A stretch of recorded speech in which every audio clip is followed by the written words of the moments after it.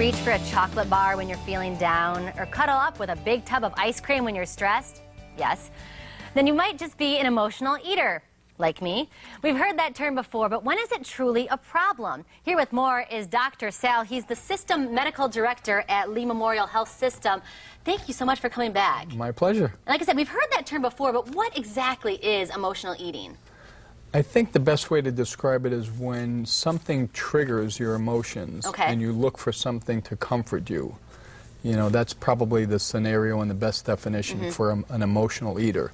You're stressed out at work, you had an argument with someone, you know, something really triggers an emotion and you want some comfort. What do most people look to? They look to food most of the time. And it doesn't have to be something big and dramatic. For me, I find that when I'm procrastinating, I talk myself into being hungry. I'm just going to go get a snack first. And so there's that little things too. And also, it's the reward also. You're rewarding yourself for something. Yeah, because we grow up getting ice cream sundaes, you know, after our dance class, or if we were good at church, you know, you got a reward. So oftentimes we reward ourselves with food, and that's not necessarily how we should be looking at it. When you look at a healthy nutrition program, if you will, because I don't like to use the word diets, and you have a day that, or a meal where you don't do as well, you know, I always tell people, call it what it is. It's a cheat meal or a cheat day. It's not a treat day, because it's really not a treat. I mean, it's really something that you know is detrimental to your health.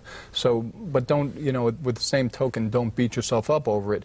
If you don't do well for one meal, just get back on the wagon for the next meal and just do the right thing. Good to know, because I tend to sabotage myself. You know, I'm like, oh, breakfast was a wash, so I might as well just eat terrible the rest of the day. You know, but you say just get right back on there. And when, so when it becomes a problem, when we realize that it's actually a problem, what kind of help should we be seeking?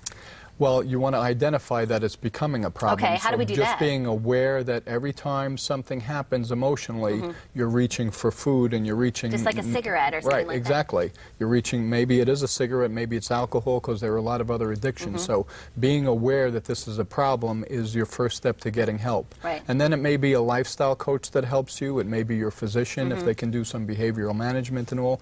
You may need a psychiatrist or a psychologist, somebody to help you with those behaviors, because that's really what it is. And you've talked about having a healthy support system, and you mentioned the lifestyle coach. What exactly does a lifestyle coach do? Yeah, you know, most of us really know what we need to do to stay well, but why is it that we don't? So a lifestyle coach really helps you to understand your behaviors. What are the triggers that you can identify that creates this behavior, and now you're going down the wrong road, whether it be with food or cigarettes or alcohol, whatever. I love when you're on the show, because it always makes me think in a different way. You just said we know what we have to do to eat healthy, but we have to figure out why we're not doing it. And we use excuses like time or money or something like that, but it's really something within us. So our lifestyle coach can help us with that. And, you know, you have to understand also, none of us are 100% all the time. We all fall off the wagon, as they say. So you have to not, you know, beat yourself up too much, but realize that you're not doing what needs to be done to stay well, because that's the #1 priority. Absolutely, and it's good to have you on and talk about that, because it's not just, it's interesting also to hear you say it's not just about, you know, eating bad or being overweight. There is, you know, being sedentary and not working out, and other things about drinking and smoking and that kind of thing.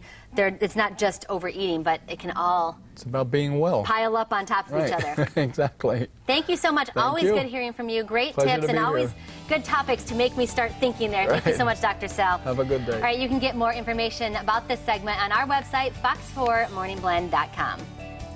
All right, the Lion Pride reunites to take back their empire. Up next, huge guest stars are on the way next season.